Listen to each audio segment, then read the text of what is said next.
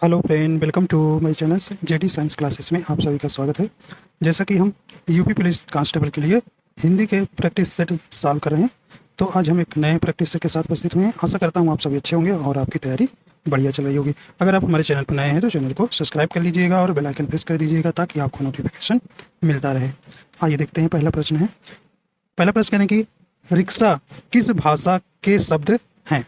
तो आपको यहाँ बताना है रिक्शा जो है किस भाषा का शब्द है। कहें पुर्तगाली है, फ्रेंच है, जापानी है या अंग्रेजी भाषा का शब्द है। बताइए भी, सही ऑप्शन हो जाएगा तो कौन सा हो जाएगा? ऑप्शन नंबर इसका कौन सा हो जाएगा? ऑप्शन नंबर इसका सी नंबर हो जाएगा, जापानी। तो रिक्शा जो है जापानी भाषा का शब्द है। ठीक, आइए देखते हैं अगला प्रश्न है। अगला प्रश्न है कहने कि राज्यपाल शब्द में कौन सी संज्ञा है।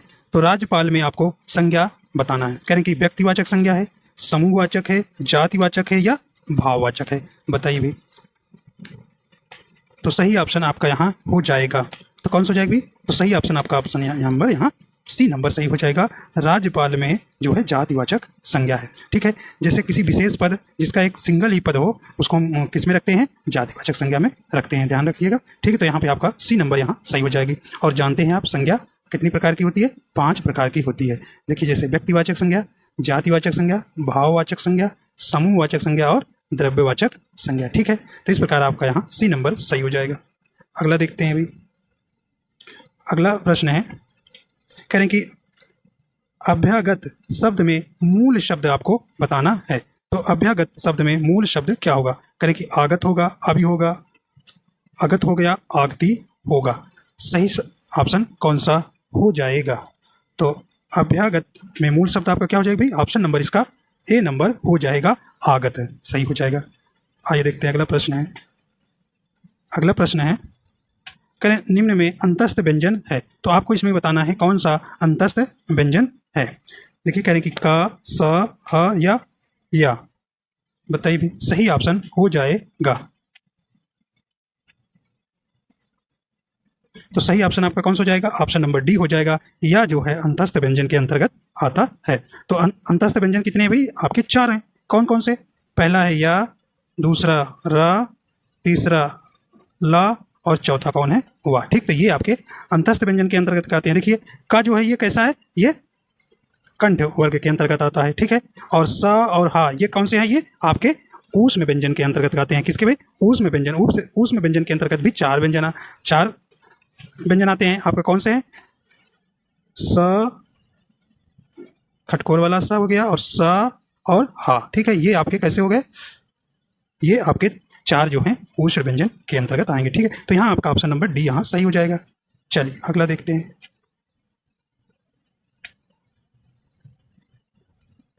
अगला व्यंजन है, करें निम्न में कौन सा कंठ व्यंजन के अंतर्गत नहीं आता है। तो है आपको बताना है कंठ व्यंजन के अंतर्गत नहीं आता, अर्थात कंठ वर्ग के अंतर्गत नहीं आता। देखिए आपका क, ख, च, घ।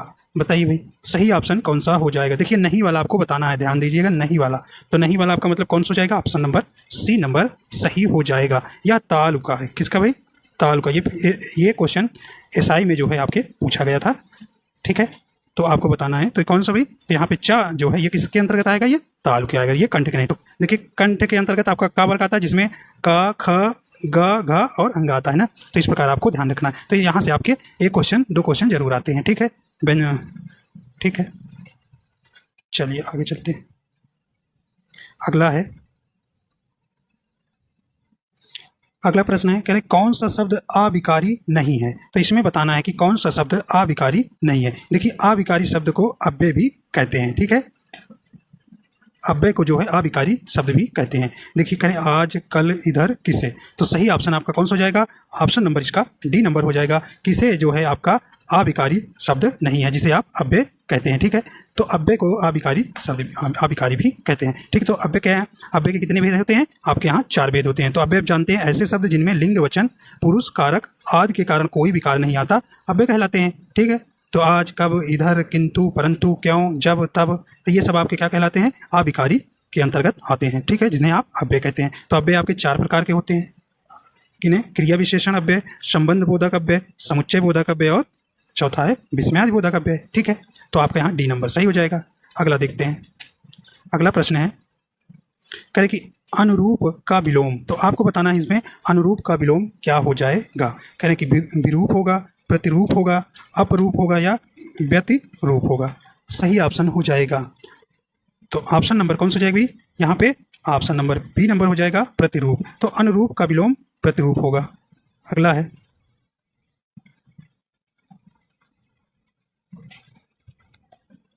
अगला प्रश्न है, कह रहे हैं कि इनमें से कौन निपात का भेद नहीं है। तो आपको बताना है कि इसमें निपात का भेद नहीं है।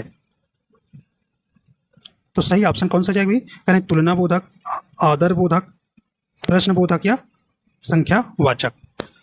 तो इनमें से निपात का भेद नहीं है। देखिए नहीं वाला आपको बताना है। तो सही ऑप्शन आपका डी नंबर हो जाएगा, संख्यावाचक जो है ये निपात का भेद नहीं है। ठीक है, निपात आपके कितने प्रकार के होते हैं? 9 प्रकार के। ठीक है, देखिए निपात क्या होता है। देखिए निपातों का प्रयोग निश्चित शब्द समूह अथवा पूरे वाक्य को अन्य भावार्थ प्रदान करने के लिए होता है। इसके अलावा जो निपात होता है यह सहायक शब्द होते हुए भी वाक्य के अंग नहीं होते हैं। ठीक है, ये सहायक शब्द होते हुए भी ये वाक्य के अंग नहीं होते हैं, उन्हें हम निपात कहते हैं। और निपात आपके 9 प्रकार के हैं। देखिए भाई, पहला है क्या? सकारात्मक निपात, दूसरा है नकारात्मक निपात, तीसरा है निषेधात्मक निपात, चौथा है प्रश्नबोधक निपात, पांचवा है विस्मयादिबोधक निपात, और छठा है बल प्रदायक निपात, और सातवां तुलना बोधक निपात, आठवां अवधारण बोधक निपात, और 9वां है आदर बोधक निपात। ठीक है, तो इस प्रकार आपको ध्यान रखना है निपातों की संख्या कितनी है? 9 है। अगला है,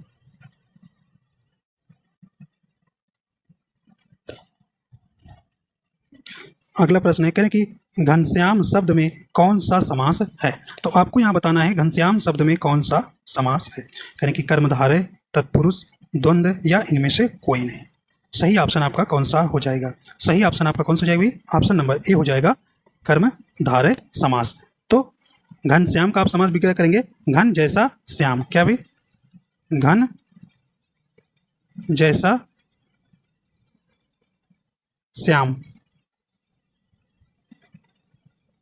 ठीक है, तो यहाँ पे बहुत बहुब्रीहि भी कहोगे होगा तो बहुब्रीहि समास नहीं होगा, मतलब कृष्ण की ओर संकेत लगता है करते हैं। लेकिन यहाँ पे आपको कर्मधारय समास अगर ऑप्शन में है तो आपको कर्मधारय समास ही लगाना है। ठीक है, तो घनश्याम शब्द में कौन समास है आपका? कर्मधारय समास। तो कर्मधारय समास क्या होता है भाई? इसमें जो है कर्मधारय समास में जो है पहला पद क्या होता है? विशेषण होता है। क्या होता है?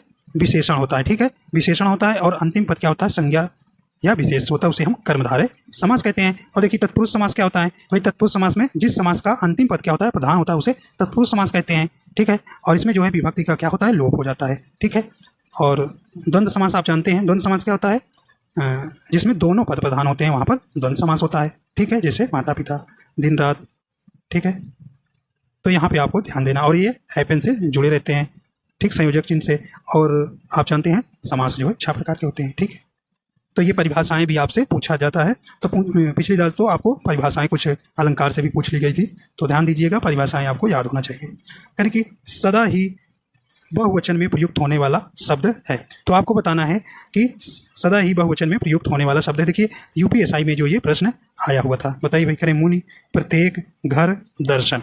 सही ऑप्शन हो जाएगा, तो सही ऑप्शन आपका हो जाएगा ऑप्शन नंबर डी हो जाएगा। दर्शन जो है आपका कैसा शब्द है? ये हमेशा बहुवचन में प्रयोग किया जाता है। तो कुछ जो है जैसे आपका बहुवचन में जैसे बाल हो गया, हस्ताक्षर हो गया,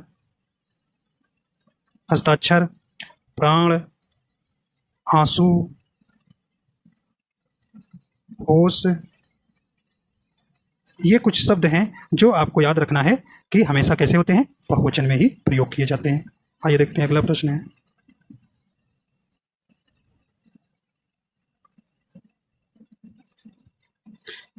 अगला प्रश्न कह रहे हैं कि हिमालय से गंगा निकलती है। हिमालय से गंगा निकलती है, वाक्य में कौन सा कारक है? कौन सा कारक है? कह रहे संबंध कारक, कर्म कारक, अधिकरण कारक या अपादान कारक। सही ऑप्शन हो जाएगा, तो कौन सा हो जाएगा भाई? तो ऑप्शन नंबर आपका डी नंबर हो जाएगा, अपादान कारक। तो यहाँ पे आपका जो है अपादान कारक हो जाएगा, ऑप्शन नंबर डी हो जाएगा। देखिए जहाँ किसी से अलगाव होता है तो वहाँ क्या होता है? अपादान कारक होता है। जैसे पेड़ से फल गिरा, तो वहाँ पे आपका क्या हो जाएगा, अपादान कारक हो जाएगा। ठीक है, ठीक है। और कारक आप जानते हैं कितने प्रकार का होता है, 9 प्रकार का होता है। ठीक है, 9 प्रकार के जो है कारक हैं। ठीक है, देखिए कर्ता कारक चिन्ह आप जानते हैं क्या होता है, ने होता है। देखिए इनके चिन्ह भी आपको रटा होना चाहिए। कर्म का को होता है, और करण का से, के द्वारा होता है। संप्रदान का क्या होता है, को, के लिए, को के लिए। अपादान का से होता है कारक चिन्ह, और संबंध का की, के, ना, नी, ने होता है। अधिकरण का क्या होता है भाई, में पर होता है। ठीक है, में पर, और संबोधन का हे हरे होता है। तो ये आपको याद रखना है। ठीक है, चलिए आगे चलते हैं। अगला प्रश्न है, यानी कि अधोलिखित में से कौन सी बोली उत्तर प्रदेश की नहीं है। तो यहाँ आपको बताना है कि कौन सी बोली जो है उत्तर प्रदेश की नहीं है। यानी कि भोजपुरी, ब्रज, बघेली या अवधी। तो सही ऑप्शन हो जाएगा, तो ऑप्शन नंबर इसका सी नंबर हो जाएगा। बघेली जो है ये क्या है, ये जो है उत्तर प्रदेश में नहीं बोली जाती है। देखिए भोजपुरी, ब्रज और अवधी भाषा जो है उत्तर प्रदेश में बोली जाती है। बघेली जो है यह जो है एमपी में बोली जाती है। ठीक है, रीवा जैसे क्षेत्र में। तो आपको यहाँ ध्यान रखना है, ऑप्शन सी नंबर जो है सही हो जाएगा। अगला है, अगला प्रश्न है, कहें कि बिहारी हिंदी किस अपभ्रंश से विकसित हुई है। तो आपको बताना है कि बिहारी हिंदी किस अपभ्रंश से विकसित हुई है। करें कि पश्चिमोत्तरी सौरसेनी अपभ्रंश से, नागर अपभ्रंश से, अर्ध मागधी या मागधी से। सही ऑप्शन हो जाएगा। तो किससे हुआ है भी, तो सही ऑप्शन आपका डी नंबर हो जाएगा, मागधी से। तो बिहारी हिंदी की जो है किस अपभ्रंश से विकसित हुई है, ये मागधी से। तो ऑप्शन नंबर आपको यहाँ डी नंबर याद रखना है। ठीक है, ये अर्ध मागधी है। ठीक है, ध्यान रखिएगा, ये यहाँ आधार है। चलिए तो देखिए, तो अब देखिए हिंदी की जो कितनी जो हैं उपभाषाएं हैं, तो 5 हैं। कितनी हैं, 5 है। तो इनसे पूछा जाता है कि ये किससे विकसित हुई हैं। तो देखिए पूर्वी हिंदी किससे विकसित हुई है, ये अर्ध मागधी अपभ्रंश से। पश्चिमी हिंदी सौरसेनी से, किससे भी, पश्चिमी हिंदी सौरसेनी से। ठीक है, सौरसेनी से। और पश्चिमी हिंदी, बिहारी हिंदी मागधी हो गया, और राजस्थानी हिंदी किससे है, सौरसेनी। तो पश्चिमी और राजस्थानी हिंदी दोनों सौरसेनी याद रखना है। पहाड़ी हिंदी किससे, खस सौरसेनी अपभ्रंश से। ठीक है, तो ये इसकी जो है 5 जो है शायद इनसे आपको प्रश्न जरूर आते हैं, तो ध्यान रखिएगा इनको। आइए देखते हैं अगला है। अगला प्रश्न कह रहे हैं कि उसने कहानी पढ़ी होगी, इस वाक्य में प्रयुक्त काल पहचाने। तो आपको यहाँ बताना है कि उसने कहानी पढ़ी होगी, आपको यहाँ काल पहचानना है। सही ऑप्शन हो जाएगा। करें कि संभाव्य भविष्य, संदिग्ध वर्तमान, सामान्य भविष्य, भविष्य या संदिग्ध भूतकाल। तो उसने कहानी पढ़ी होगी, तो देखिए मतलब कि ये ऐसा लग रहा है बीते हुए समय के लिए, तो लेकिन क्या है, संदिग्ध है। तो सही ऑप्शन आपका कौन सा हो जाएगा, डी नंबर हो जाएगा, संदिग्ध भूतकाल है। अगला है, देखिए भूतकाल काल कितने उसके भेद हैं, 6 भेद हैं, याद रखिएगा। करें कि 2 या 2 से अधिक पदों या शब्दों के संक्षेपीकरण से जो शब्द बनता है उसे कहते हैं। देखिए परिभाषाओं से बना हुआ है क्वेश्चन, तो हम परिभाषाएं भी आपको इसी में क्वेश्चन बना के करा रहे हैं। ठीक है, करें उपसर्ग है, समास है, संधि है या प्रत्यय है, बताइए सही ऑप्शन हो जाएगा। तो 2 या 2 से अधिक पदों या शब्दों के संक्षेपीकरण से जो शब्द बनता है उसे हम क्या कहते हैं, सही ऑप्शन आपका बी नंबर हो जाएगा, उसे हम समास कहते हैं। क्या भाई, समास कहते हैं। तो समास आपके 6 प्रकार के होते हैं। ठीक है, चलिए अगला देखते हैं। अगला बताना है आपको, संधि करना है। चलिए भी करें कि दुर्बल का संधि विच्छेद होगा, तो इसमें आपको बताना है दुर्बल का संधि विच्छेद क्या होगा। करें कि दू प्लस बल, दू प्लस बल बाल, या दू प्लस बल, या द प्लस बल। सही ऑप्शन हो जाएगा। तो सही ऑप्शन आपका कौन सा हो जाएगा, दुर्बल का संधि विच्छेद, ऑप्शन नंबर ए हो जाएगा, दू प्लस बल। ठीक है, तो ऑप्शन नंबर ए जो है सही संधि विच्छेद होगा। और आप जानते हैं यह कैसा है, विसर्ग संधि है। ठीक है, आगे देखते हैं।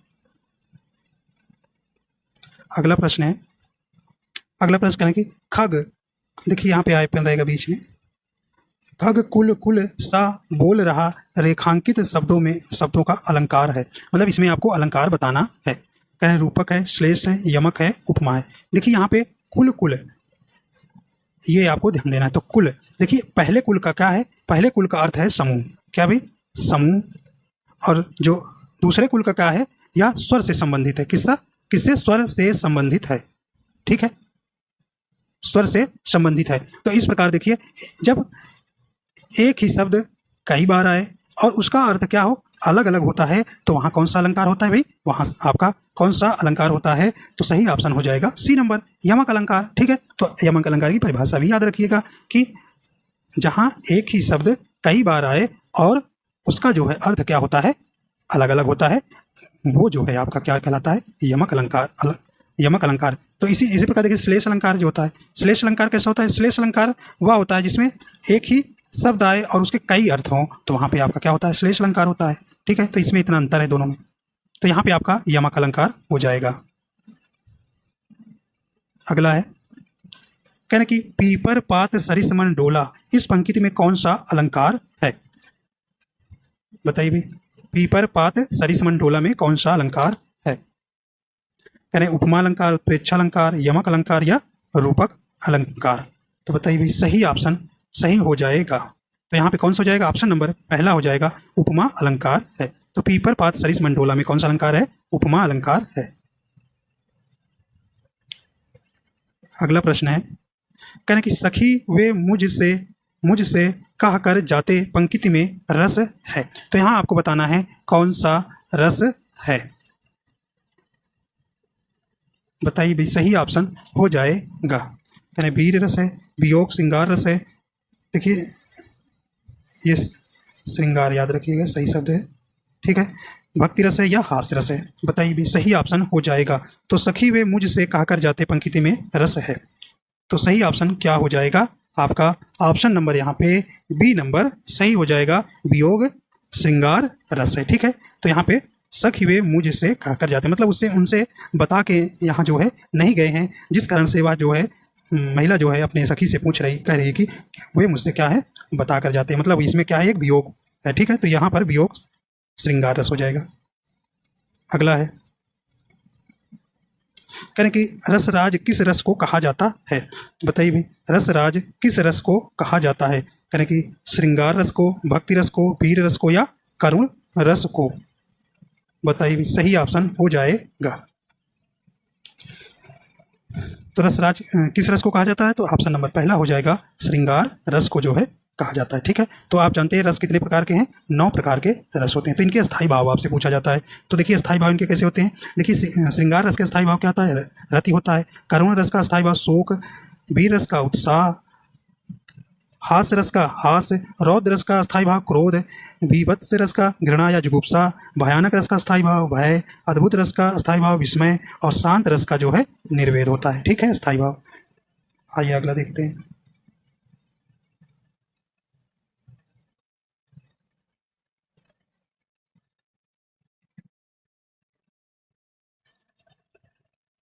अगला करें कि वाम अंग शिव सुशोभित शिवा उदार शरद सुवारिद में जनु तीन तड़ित बिहार में कौन सा छंद है। तो आपको बताना है इसमें कौन सा छंद होगा। देखिए, तो इसको आप पहले करें, दोहा है, सुराठा है, सोरठा है, दो चौपाई है या बरवा है। तो पहले क्या करेंगे भाई, हम इनको पहले गिनेंगे। देखिए वा में 2 मात्रा हो जाएगी, क्योंकि बड़ा का मात्रा है वा में। माँ में 1 मात्रा हो जाएगी। देखिए आप अन का बिंदी है, तो अन का आपका कितना मात्रा हो जाएगी, 2 मात्राएं, और ग का 1 मात्रा हो जाएगी। शिव में देखिए छोटी मात्रा है, तो आपका 1 मात्रा हो जाएगी, और छोटा वा में 1 मात्रा हो जाएगी। सुशोभित, देखो सुशोभित सा में देखिए ओ का मात्रा है, ओ का मात्रा के लिए 2 आता है। ठीक है, सुशोभित में। और भा में छोटी मात्रा है तो 1 आएगा, ता में छोटा है तो 1 आएगा। और देखिए सुशोभित शिवा में आपका क्या हो जाएगा, 1 शिव, सा में छोटी मात्रा है तो 1 मात्रा, वा में बड़ा का मात्रा है तो 2 मात्रा हो जाएगा। ठीक है, इस प्रकार अब देखिए अगला गिनते हैं। देखिए शरद में 1 मात्राएं होगी।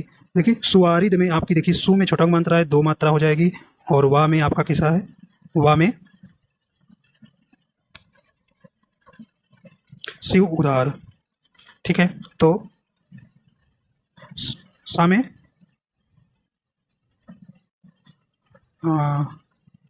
ठीक। शरद में एक मात्रा है, और सा में छोटा उप मात्रा है तो एक मात्रा है, वा में बड़ा है तो दुई मात्रा है, रा में एक मात्रा है, धा में एक मात्रा है, ठीक।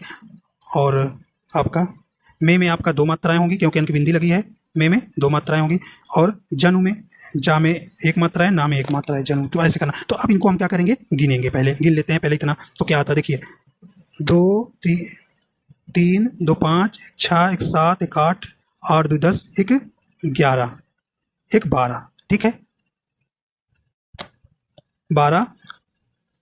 और देखिए 1 3 3 6,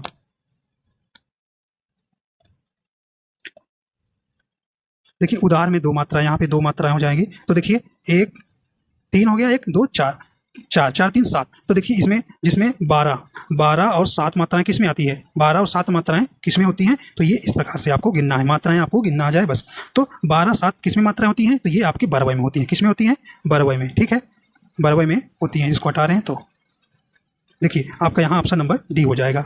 देखिए यहाँ पे आपका कॉमन रहेगा, ठीक है, यहाँ पे, ठीक है। तो इसके कुल कितने, 4 चरण हैं। तो इसमें क्या है, ये बरवय क्या होता है भाई, यह जो अर्ध सममात्रिक छंद होता है, इस छंद के पहले और तीसरे चरण में क्या होती है, 12 मात्राएं होती हैं, और एवं दूसरे और चौथे चरण में क्या होती है, 7 तो 7 मात्राएं देखिए इसमें आ रही थी, ठीक है। तो इस प्रकार आपको देना, इसमें क्या है, बरवय हो जाएगा। सही ऑप्शन आपका डी नंबर हो जाएगा, ठीक। तो ऐसे आपको गिनना है, गिनना आ जाएगा तो आप, और परिभाषाएं याद रहना। तो परिभाषाएं और गिनना आएगा तो आप एक बार देखिए इसको गिने गया, 100% आपको गिनना जरूर आ जाएगा, ठीक। अंक बिंदी जहाँ रहेगी आपको, जैसे में आपका 2 याद रखना है, ठीक है। जैसे आप अंक बिंदी है तो 2 ही आपको यहाँ मात्राएं लेना है, ठीक है।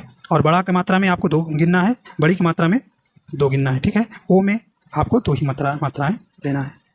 चलिए आगे चलते हैं। अगला प्रश्न है, कह रहे निम्न में से कौन सा सममात्रिक छंद नहीं है। तो यहाँ आपको बताना है कौन सा सममात्रिक छंद नहीं है। देखिए दोहा, चौपाई, गीतिका, हरि गीतिका।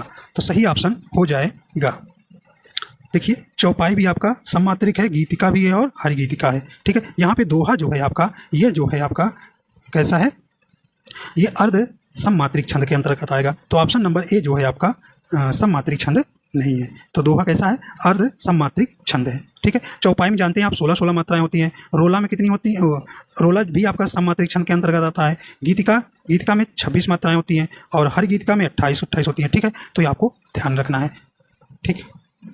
देखिए दोहा, सुराठा, बरवय और उल्लाला, ये आपके अर्ध सममात्रिक छंद आएगा। और देखिए विषम मात्रिक छंद में 2 याद रखना है, कुंडलिया और छप्पय, ठीक है।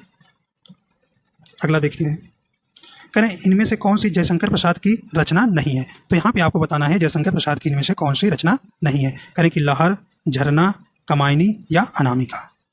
बताइए, सही ऑप्शन हो जाएगा। चलिए सही ऑप्शन आपका यहाँ हो जाएगा। तो ऑप्शन नंबर यहाँ पे डी हो जाएगा, ऑप्शन नंबर यहाँ पे डी नंबर सही हो जाएगा। तो जयशंकर प्रसाद की रचना देखिए नहीं वाला बताना है।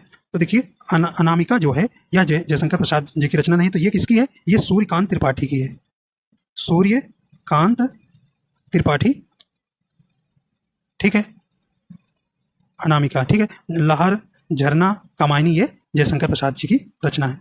आइए अगला देखते हैं।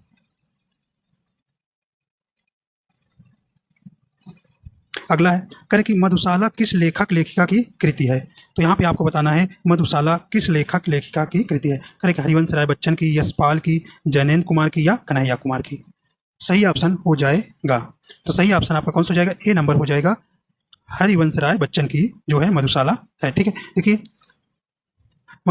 हरिवंश राय बच्चन की और कुछ रचनाएं हैं, जैसे मधुबाला है, मधुकलश है, निशा निमंत्रण है, प्रजय है, प्रजय प्रणय, प्रतिका है, 2 चट्टाने।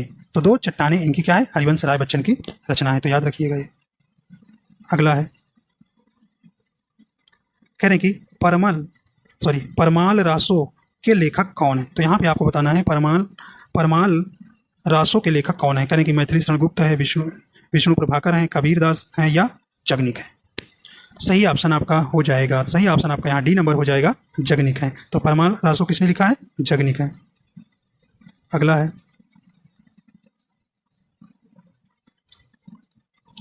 कह रहे हैं कि गुस्सा का पर्यायवाची नहीं है। तो गुस्सा शब्द का पर्यायवाची इसमें आपको बताना है कौन सा नहीं है।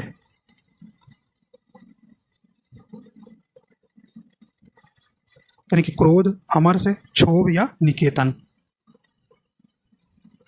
सही ऑप्शन कौन सा हो जाएगा? ऑप्शन नंबर इसका आपका डी नंबर हो जाएगा। निकेतन जो है ये गुस्सा का पर्यायवाची नहीं है। देखिए निकेतन किसका पर्यायवाची है? ये यक्ष राज का है, यक्ष राज का है। ठीक है, तो यहाँ पे ऑप्शन नंबर डी नंबर सही हो जाएगा। अगला है करें कुबेर शब्द का पर्यायवाची शब्द चुने। तो यहाँ आपको बताना है कुबेर शब्द का पर्यायवाची है।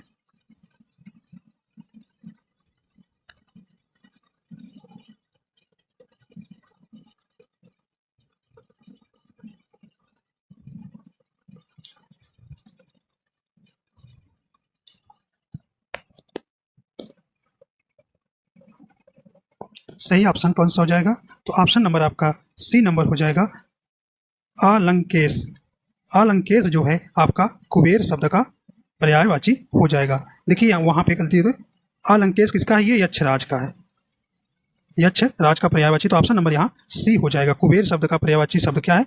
अलंकेश। तो यहाँ पे आपको ऑप्शन नंबर, देखिए यहाँ पे गलती हो गई है, ये देखिए यहाँ निकेतन। निकेतन जो है पर्यायवाची किसका है? ये घर का होता है। क्या भाई?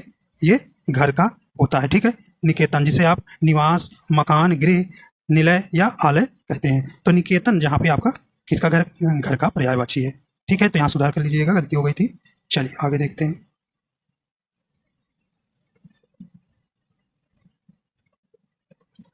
अगला प्रश्न है, कहें जो इंद्रियों की पहुंच से परे हो के लिए उचित शब्द क्या होगा? कहें कि आकिंचन होगा, इंद्रियाजीत होगा, स्वार्थक होगा या बहुत दूर। तो सही ऑप्शन आपका यहाँ बी नंबर सही हो जाएगा। जो इंद्रियों की पहुंच से परे हो उसे क्या कहते हैं? इंद्रिया जीत कहते हैं। तो ऑप्शन नंबर बी सही हो जाएगा।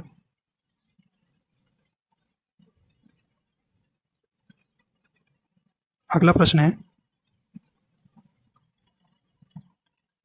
कहें कि कुछ खास शर्तों पर किसी कार्य को करने का समझौता के लिए एक शब्द क्या होगा? तो बताइए, करें संविदा पे होगा, हस्तक्षेप होगा, आक्षेप होगा या दूरदर्शी होगा। सही ऑप्शन हो जाएगा। तो क्या हो जाएगा? तो ऑप्शन नंबर पहला हो जाएगा, संविदा। ठीक है, तो कुछ खास शर्तों पर किसी कार्य को करने का जो समझौता होता है उसे संविदा पे लिखना कहते हैं। संविदा पे इनको नौकरी रखें, मतलब आने वाले समय पर इन्हें हम हटा भी सकते हैं। तो ये एक समझौता ही होता है। तो ऑप्शन नंबर ए यहाँ सही हो जाएगा। अगला है, करें कि अंगारे पर पैर रखना। क्या भाई? अंगारे पर पैर रखना मुहावरे का सही अर्थ क्या है? यानी समझदार होना, जोखिम मोल लेना, मूर्ख होना या नुकसान होना। सही ऑप्शन आपका यहाँ हो जाएगा। क्या हो जाएगी? तो अंगारे पर पैर रखना मुहावरे का सही अर्थ होगा बी नंबर हो जाएगा, जोखिम मोल लेना। अगला है, कहने कि निम्नलिखित शब्दों में से गुणवाचक विशेषण को पहचानिए। तो यहाँ आपको बताना है गुणवाचक विशेषण। कहने कि पुराना, अनेक, मजहब, 4 किलो। बताइए भी, सही ऑप्शन हो जाएगा। तो ऑप्शन नंबर आपका यहाँ ए नंबर हो जाएगा। पुराना जो है आपका गुणवाचक विशेषण है। ठीक है, तो ऑप्शन नंबर आपका यहाँ कौन सा हो जाएगा? ए नंबर सही हो जाएगा। ठीक है, तो विशेषण आप जानते हैं 4 प्रकार के होता है। ठीक है, अगला है, करें निम्न में कौन सा शब्द अनेकार्थक नहीं है? तो इसमें बताना है कि अनेकार्थक शब्द किसका नहीं होता है। देखिए करें कि देखिए गोद का अंक होता है, मूक का होता है, वन का होता है। तो देखिए अनेकार्थक शब्द साहस का नहीं होता। तो ऑप्शन नंबर यहाँ सी नंबर आपका सही हो जाएगा। अगला प्रश्न है, करें कि लोगों ने शेर को भगाया में कौन सा कारक है? तो यहाँ आपको बताना है कारक कौन सा। देखिए अभी बताना है आपने, कारक जो है आपके 9 प्रकार के होते हैं। ठीक है, लोगों ने शेर को भगाया, तो सही ऑप्शन हो जाएगा। तो कहने की करण होगा, कर्म होगा, कर्ता कारक होगा या संबंध कारक होगा। तो सही ऑप्शन हो जाएगा बी नंबर, कर्म कारक। देखिए यहाँ ने से मत लगा दीजिएगा, कर्ता कारक गलत हो जाएगा। ठीक, यहाँ देखिए भगाया शब्द, ठीक है, पढ़ाया, भगाया जैसे शब्द आते हैं उसमें कैसा होता है? उसमें कर्म कारक होता है। ठीक है, तो यहाँ पे आपको कर्ता कारक नहीं लगाएंगे वरना गलत हो जाएगा, विशेष ध्यान दीजिएगा। तो आपका यहाँ बी नंबर ऑप्शन सही हो जाएगा, इसमें कर्म कारक है।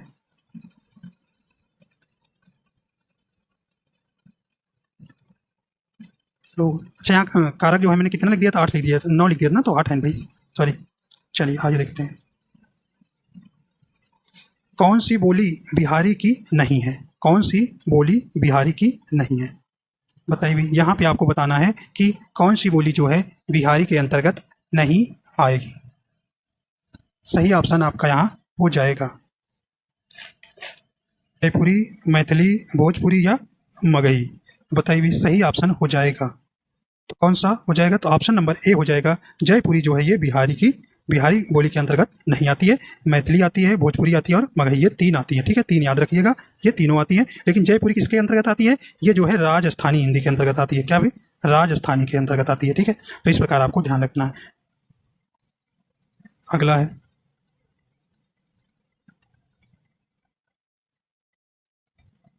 कहने कि दो काल में कौन में कैसा उपसर्ग है? कहें हिंदी है, अरबी है, फारसी है या उर्दू है? बताइए, दुकाल में कैसा उपसर्ग है? तो ये कैसा है? ऑप्शन नंबर ए हो जाएगा, हिंदी। देखिए, दू जो है आपका क्या है? उपसर्ग हो जाएगा और काल जो है मूल शब्द हो जाएगा। तो ऑप्शन नंबर ए आपका यहाँ सही हो जाएगा। अगला देखते हैं, कहें निम्न में सर्वनाम शब्द है। तो यहाँ आपको बताना है सर्वनाम शब्द वाला। कहें कुछ, पढ़ना, भजन, दान। सही ऑप्शन हो जाएगा। तो आपका यहाँ सर्वनाम शब्द कौन सा है? ऑप्शन नंबर ए हो जाएगा। कुछ जो है आपका सर्वनाम शब्द है। ठीक है, सर्वनाम के कितने भेद हैं आपके? 6 भेद हैं। ठीक है, कौन कौन से? पुरुषवाचक, निश्चयवाचक, अनिश्चयवाचक, संबंधवाचक, प्रश्नवाचक और निजवाचक सर्वनाम। आइए देखते हैं अगला है। देखिए, आखिरी प्रश्न है, कहने कि विश्व हिंदी दिवस कब मनाया जाता है? कहने 10 जनवरी को, 10 फरवरी को, 14 सितंबर को या 15 दिसंबर को? तो सही ऑप्शन हो जाएगा, ए नंबर हो जाएगा 10 जनवरी को। ठीक है, तो विश्व हिंदी दिवस कब मनाया जाता है? 10 जनवरी को। अगर भारतीय अंतर्राष्ट्रीय जो दिवस मनाया जाता है हिंदी दिवस, वो आपका 14 सितंबर। ठीक है, तो यहाँ आपको विश्व वाला पूछा है तो ए नंबर आपका सही हो जाएगा। ठीक है, और भारतीय हिंदी दिवस का पूछेगा तो आप 14 सितंबर लगाएंगे। ठीक है, तो यहाँ पे आपका ए नंबर ऑप्शन सही हो जाएगा। तो इस प्रकार आपके पूरा हो जाता है प्रैक्टिस सेट। आशा करता हूँ ये आपको पसंद आया। अगर आपको पसंद आया, अगर आप अपने चैनल बनाए तो चैनल को सब्सक्राइब कर लीजिएगा और बेल आइकन प्रेस कर दीजिएगा ताकि आपको नोटिफिकेशन मिलता रहे। वीडियो देखने के लिए आपका बहुत बहुत धन्यवाद।